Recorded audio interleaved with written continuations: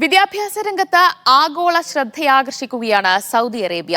115 രാജ്യങ്ങളിൽ നിന്നായി 60,000-ത്തിലധികം വിദ്യാർത്ഥികൾ സൗദി വിദ്യാഭ്യാസ വിസയ്ക്ക് അപേക്ഷ നൽകി. സ്റ്റഡി ഇൻ സൗദി എന്ന പദ്ധതിയാണ് വലിയ വിജയമായത്.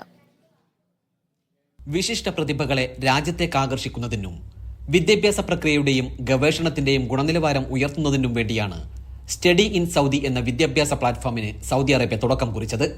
ഇതുവരെ 115 രാജ്യങ്ങളിൽ നിന്നായി 60,000-ത്തിലധികം വിദ്യാർത്ഥികൾ ഉപരിപഠനത്തിനായി സൗദിയിലേക്ക് വരാൻ താൽപര്യം പ്രകടിപ്പിച്ചു കഴിഞ്ഞു. സ്റ്റഡി ഇൻ സൗദി പ്ലാറ്റ്ഫോം വഴി വിദ്യാഭ്യാസ വിസക്ക് അപേക്ഷ നൽകിയ ഈ വിദ്യാർത്ഥികൾക്ക് ഉപരിപഠനത്തിനാവശ്യമായ എല്ലാ സൗകര്യങ്ങളും ഒരുക്കുന്നതോടൊപ്പം നിരവധി ആനുകൂല്യങ്ങളും അനുവദിക്കും.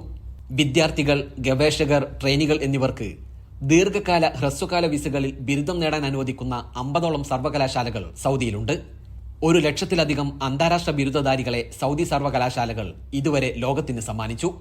അതിൽ 170-ലധികം രാജ്യങ്ങളിൽ നിന്നുള്ള വിദ്യാർത്ഥികളും വിദ്യാഭ്യാസ വിദഗ്ധരും ഉൾപ്പെടും.